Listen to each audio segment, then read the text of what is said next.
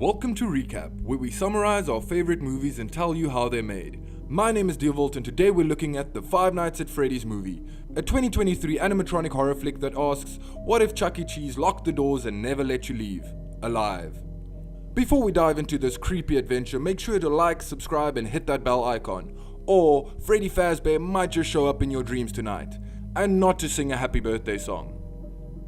So grab your flashlight and stay close to the security cameras. We're clocking in for the night shift at Freddy Fazbear's Pizza, and things are about to get dangerous. Why does this movie exist? Five Nights at Freddy's isn't just a movie. It's the film fans have been begging for since 2014. What started as a low-budget indie horror game with creepy animatronics and security cameras turned into a global phenomenon. The lore, insane. The fanbase, obsessed. After nearly a decade of rumors, rewrites and Reddit theories, Blumhouse finally brought Freddy and the gang to the big screen. With a budget of $20 million, it clawed its way to over 290 million worldwide. That's not just success, that's the Fazbear fever. What is Five Nights at Freddy's? Before we jump into the movie, let's talk about the beast behind the buzz. Five Nights at Freddy's isn't just a horror game, it's a full-blown internet empire. Created by Scott Cawthon in 2014, the original game dropped players into the role of a lonely night guard stuck in a cursed pizza joint, trying to survive against the haunted animatronics with jump scares that broke the internet. But what really hooked people? The lore. Hidden audio files, secret minigames, and cryptic messages created a mystery deeper than most horror movies even attempt. Over the years, Five Nights at Freddy's has exploded into a sprawling saga, with 9 mainline games, dozens of spin-offs, a library of books, and a fan base that analyzes every pixel like it's a clue from the FBI. It's a twisted blend of haunted technology, childhood trauma, and a killer named William Afton, who just won't die. So yeah, this movie has a lot to live up to. The story, dead children and dream jobs. The film opens in a classic horror fashion. Some poor guy is trying to escape through the vents of Freddy Fazbear's Pizzeria, only to get caught by Foxy. The guy gets brutally spring-locked into a suit in a sequence that is as painful as it is foreshadow heavy. One kill in and we're already setting the tone. Then we cut to a bunch of creepy kid drawings taped all over the walls, establishing that this family-run center might be less Chuck E. Cheese and more Children of the Corn. Something I really appreciate is that for the intro credits, they used this pixel art game animations. I feel like this is such a nice shout out to the games, the fans, and the franchise as a whole. Next up, we meet our main protagonist for this movie, Mike, played by Josh Hutcherson. He's a deeply troubled guy trying to hold down a job while caring for his little sister Abby. Mike's haunted by the trauma of his younger brother Garrett's abduction, which he relives in his dreams using sleeping aid pills. Yes, this man medicates to access lucid nightmares. Bold choice. Mike's parenting skills are questionable, but he's doing his best. Unfortunately, that's not enough for his Aunt Jane. She's a walking custody battle who wants to take Abby away so that she can collect the state benefits. She's got some real Karen energy. Mike ends up unemployed after attacking a mall customer he thinks is kidnapping a child. In reality, it was probably just the dad. Smooth move, Mike. Next, we jump to a shot of Mike sitting at the work recruitment office. And with him looking after his sister, he needs a job and he needs it now. He's desperate for work and ends up meeting a career counselor named Steve Raglan, played by the one and only Matthew Lillard, who's doing a perfect blend of charming and menacing. Raglan offers Mike a sketchy job, night guard at a long-abandoned pizzeria. Cue the ominous music. At first, Mike declines the offer because he can't work night shifts. Probably because he looks after his sister. Or maybe it's because he likes tripping balls at night. Mike goes to sleep and it seems like he's reliving a traumatic event in his dreams. And that event is his younger brother getting kidnapped. He chases the car down, but he is too slow. Why does it feel like Pooh, Blood and Honey 2 totally ripped that idea off from this movie? That's crazy. Come here, you fluorescent bitch. Next, we meet Mike's aunt.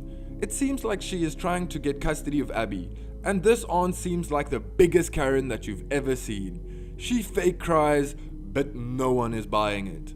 I think everyone hates her, and I do too. She continues to threaten Mike, saying if he doesn't give custody of Abby to her, that she and her lawyer will sue. And no offense, but this lawyer does not install confidence. Mike doubts himself, but the social worker seems to believe in him. Do I sense a bit of chemistry between them? Maybe, I don't know. Anyway, she tells Mike that he needs to get a job if he wants to keep his sister. Night 1, the dreams begin.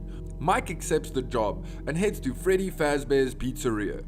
Think 80s themed family arcade meets haunted house. The animatronics, Freddy, Bonnie, Chica, Foxy, and Balloon Boy. They're all rusted, creepy, and way too intact for a place that's been closed for decades. Anyway, the way Steve is telling Mike about the place feels very nostalgic to the manager phoning you in the actual game. Again, super cool of Blumhouse to pay such good homage to the origins.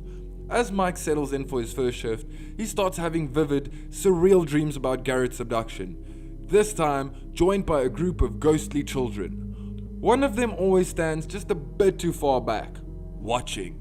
Yeah, nothing weird about that. Mike survives the first night completely unscathed. Looks like he found a cheat code for the game. Sleeping. Night 2, body count incoming. We cut to what seems like the babysitter and her boyfriend, meeting with Aunt Karen and her bug-eyed lawyer. This is not good. It seems like the aunt has been paying the babysitter to try and find dirt on Mike. What a bitch. She sucks. The babysitter's boyfriend devises a plan. Him and some of his greasy-looking homies are going to trash the pizzeria, getting Mike fired. And all of this so that the aunt can get custody of Abby. But we all know she just wants that check from the government. Abby decides she is going with Mike to work, but she just acts annoying and gets her way. This is not going to end well. As per usual, Mike is sleeping at work and dreaming about his brother's kidnapping. We get it, he has issues. Again, we see the group of kids. Call me crazy, but I think these kids are actually Freddy, Chica, Bonnie, and Foxy. But there's one extra kid, not sure who he is. Balloon Boy? Springtrap? I guess we'll see later. Mike meets Vanessa, the local police officer. She seems nice. Too nice. I don't trust her. Vanessa turns on the animatronics, allowing Mike to finally meet them in their entertainment environment. They seem harmless, at least for now. Anyway, Vanessa seems way too into these robots. Maybe she has some kind of fetish for metal animals. Or maybe she's just a furry. Probably that. She tells Mike that kids have gone missing at the restaurant back in the 80s. And just like that, Mike survives another night. If this was the actual game, he would be crushing it. Next, the group of Vandals show up, ready to trash the place. But the animatronics are aware that they're here, and they don't seem happy about their restaurant getting destroyed. What follows is a horror set piece straight out of the games. The teens break in at night, and one by one they get annihilated by the animatronics. Chica goes full psycho with her cupcake sidekick. Bonnie electrocutes Max's brother. Foxy pulls off a brutal surprise kill in the dark. With only the baby shitter still alive, Freddy Fazbear then quickly bites her in half, finishing the Vandals off once and for all. This is surprisingly violent for a PG-13 film, with strong implication if not gore. Think Jurassic Park for killer mascots. Vanessa shows up to tell Mike that the pizzeria got broken into and that he is liable if he can't explain himself. Mike opens up to her about his brother and his abduction. We cut forward and Mike can't get a hold of the baby shitter. Probably because she's been torn in two, but they don't know that yet. Abby goes to work with Mike, sleeping in his office while he cleans up the mess that the Vandals made. Abby wakes up and explores the pizzeria. Mike takes another little PTSD nap. He then wakes up to Abby screaming. He rushes over in a panic to find the animatronic standing over her, but they are tickling her? She introduces all of the animatronics to Mike. He can't believe his eyes. Just like anyone would, Mike takes his sister away instantly. Mike does not have time for crazy shit. We cut forward and Vanessa is just hanging out in the pizzeria all by herself. She might be nice, but she is a horrible police officer. So instead of reporting any of this or just plainly getting out of there, they decide to build a fort with the animatronics. I feel like whatever happens to them from here on out, they deserve it. Also, Vanessa is kinda sus. Like, she knows way too much about this place, and her weirdness reminds me of Steve Raglan. This might be a premonition, but I have a feeling she's his daughter. Abby gets slightly electrocuted when she touches Bonnie's guitar. She survives, but Mike decides that they have to leave Freddy Fazbear's. The next morning, Mike wakes Abby up with bacon, only to break the surprise to her that she's going to be living with her Aunt Karen now. She yells that she hates him and then storms off. Cut to Mike picking up a prescription for more sleeping tablets before heading back to Freddy Fazbear's. Because you know, what's the best tool for dealing with murderous animatronics? Meds that will make you not conscious. Mike once again has his PTSD dream, but this time, it's different. The animatronic ghost children wants to trade Abby for Mike's lost brother Garrett. Well, not really. Mike isn't actually getting Garrett back. He just gets to dream of getting him back. That's an absolutely terrible deal, ghost children. No deal. Mike wakes up inside of the deadly animatronic suit from the start of the movie.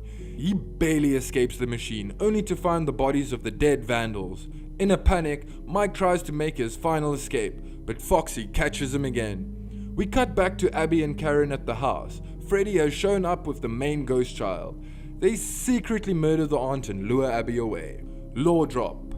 The truth behind Freddy. Mike wakes up. Vanessa is busy bandaging him up. She finally spills the Faz facts. The animatronics are possessed by the spirits of 5 missing children, and the man who did it, who killed them and stuffed their bodies into the suits, was none other than William Afton, the original owner. Oh, and plot twist, Afton is actually Steve Raglan. Yep, Matthew Lillard's been the villain all along. Classic Scooby-Doo irony. And here's the kicker, Vanessa is Afton's daughter. She has been trying to stop him for years, burdened by the guilt and family secrets. I don't want to be that guy, but I told you. Final night, Springtrap rises. Mike rushes back to the pizzeria in order to save his little sister Abby. He sneaks into the pizzeria without drawing any attention and electrocutes Freddy and Bonnie. Meanwhile, Chica is leading Abby to her doom. Just as Foxy is about to catch Abby, Vanessa sweeps in and electrocutes the fox. Springtrap continues to beat Mike up, waking the stunned animatronics in the process. Springtrap reveals that he is Steve Raglan, and Steve Raglan is also William Afton. Sounds like he has some identity issues. You should talk to someone about that. Vanessa actually takes a shot at her dad, causing him to stab her. Yes, he stabbed his own daughter. Like, this man has some serious issues. I would love a documentary about his life. I bet there's a lot of weird stuff that happened there. Abby uses her drawings to convince the other animatronics that Springtrap / William Afton / Steve Raglan is actually bad, and they instantly turned on him. You want to tell me the thing standing between people dying and people not dying was a child's drawing? Anyway, Springtrap's suit malfunctions and crushes William Afton in the process. The movie ends with Springtrap being dragged into the shadows by the other animatronics, and Mike, Abby and Vanessa making a clean getaway. Cut forward in time, showing that Mike is still looking after Abby, who is doing really well. Mike stops at the hospital, where we see Vanessa is still alive, just in a coma. We cut back to Mike and Abby having dinner, and Abby just shows us that once again, she has not grown at all in this movie. She asks Mike if they can visit the animatronics that almost murdered them. I said it before and I'll say it again. Kids in horror movies suck. Suddenly, we're back at Freddy Fazbear's. Just before the movie cuts to black, we see Springtrap still alive being locked in the back rooms. Roll the credits and no post-credit scene this time. But the door is wide open for more movies. And with Five Nights at Freddy's 2 confirmed, you can bet we haven't seen the last of Freddy Fazbear and his crew. As for our review, we give this movie a 6.5 scary robot bears out of 10. Final thoughts. Should you watch it? Is Five Nights at Freddy's a cinematic masterpiece? No. But does it deliver creepy animatronics, childhood nightmares, and a faithful nod to one of the most iconic horror games of all time? 100%. It's eerie, nostalgic, and packed with just enough lore to keep the fans buzzing. And that's exactly why it works.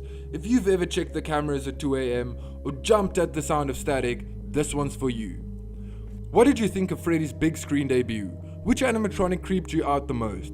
Let me know in the comments, and don't forget to like, subscribe, and hit that bell so you don't miss any more creepy recaps like this.